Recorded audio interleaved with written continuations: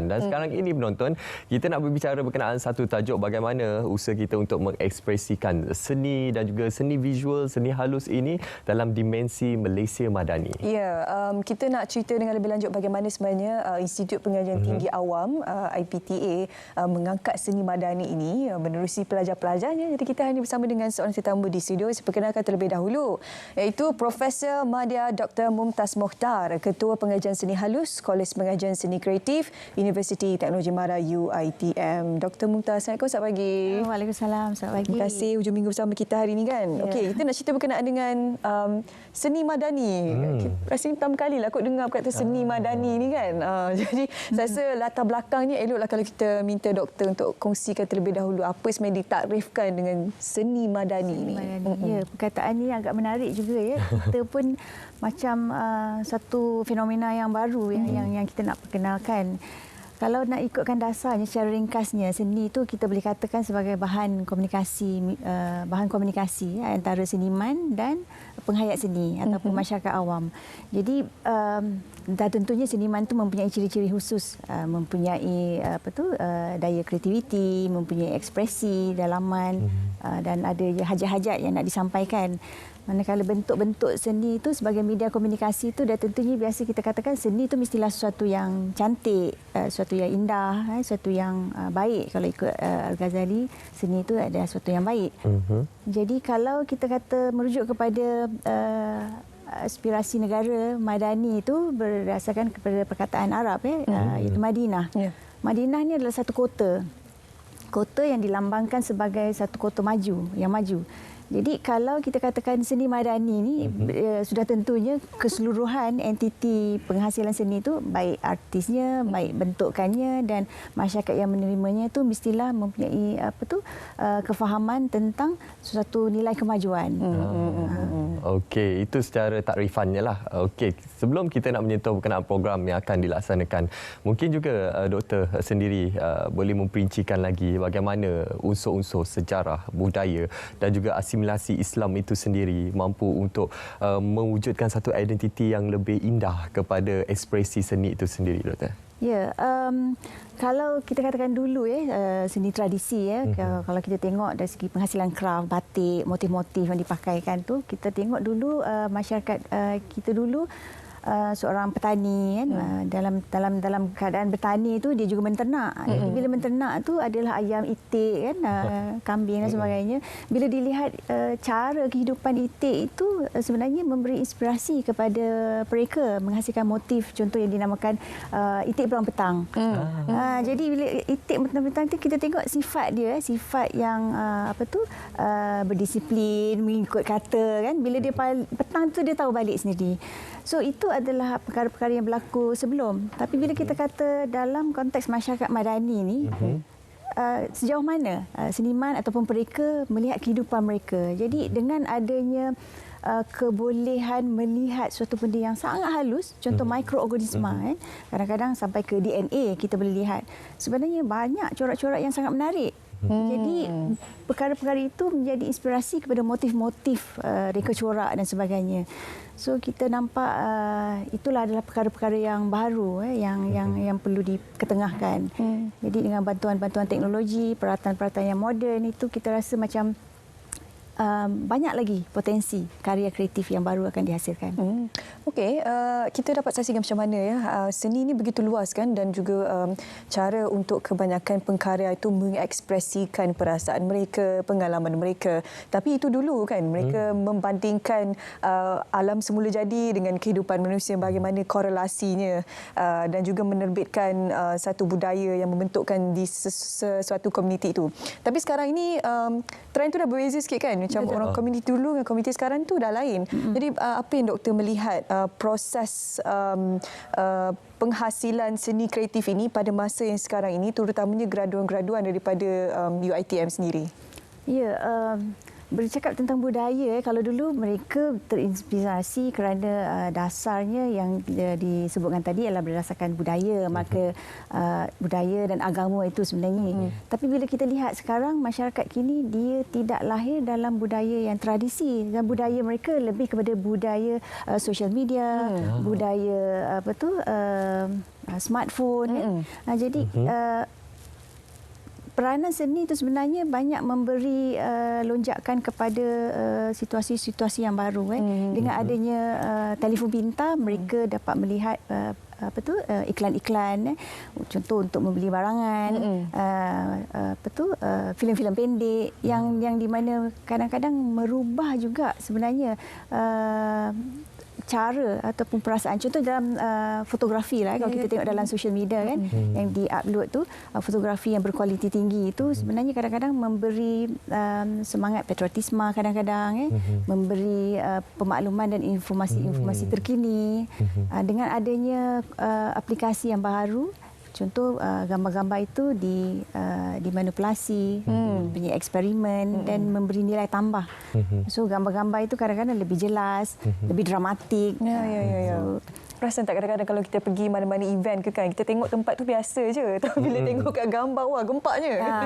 Itulah sebenarnya gunanya seni kreatif ni kan, terutamanya bila nak cakap berkenaan dengan seni madani ni.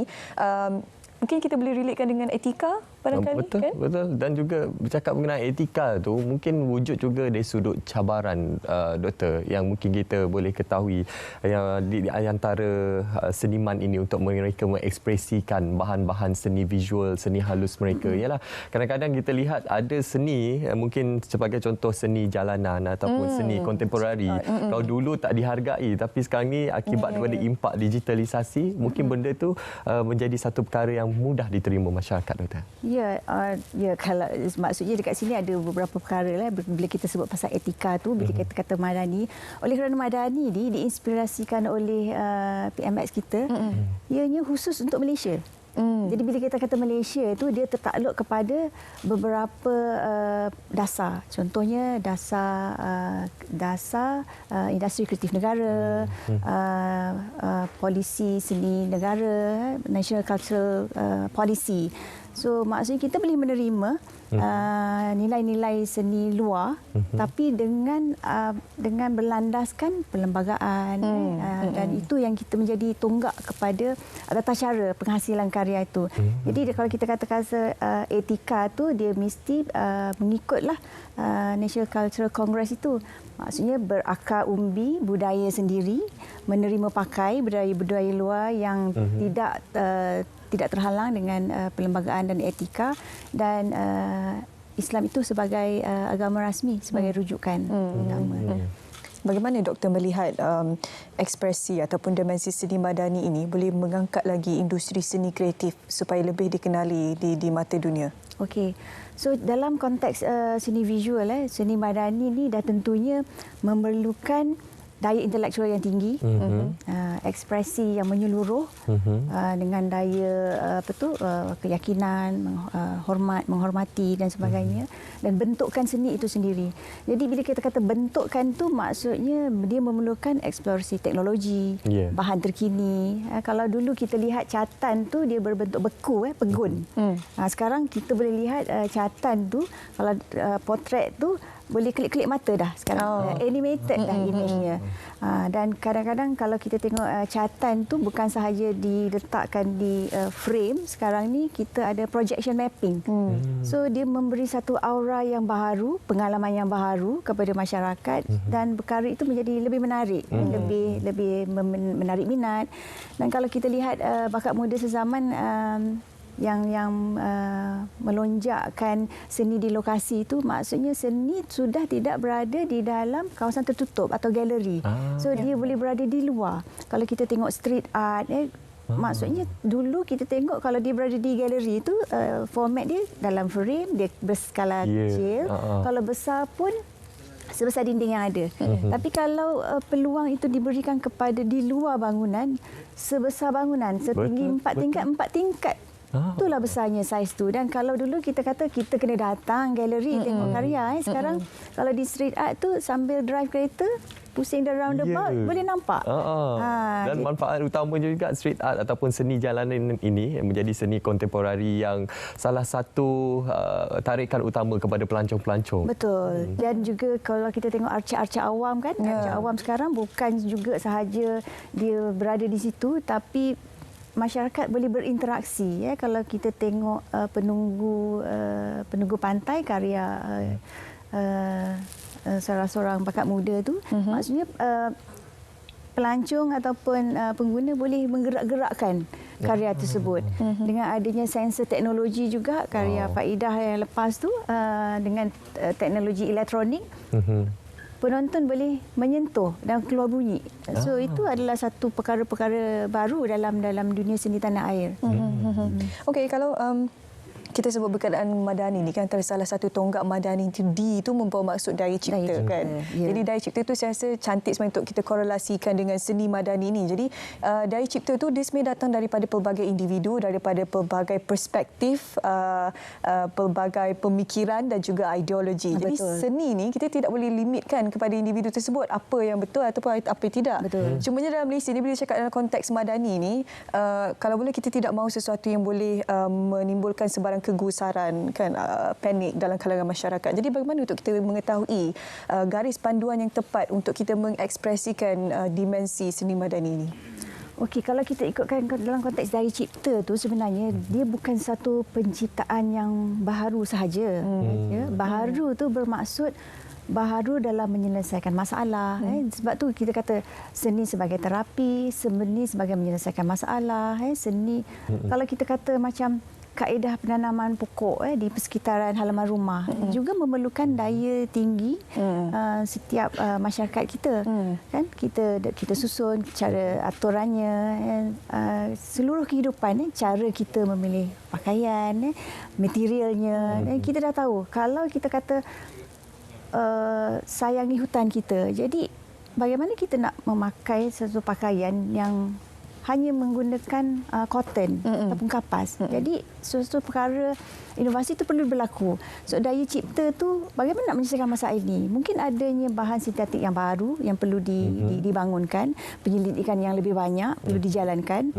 Cuma cabarannya adalah mungkin kita perlu mengambil sedikit masa.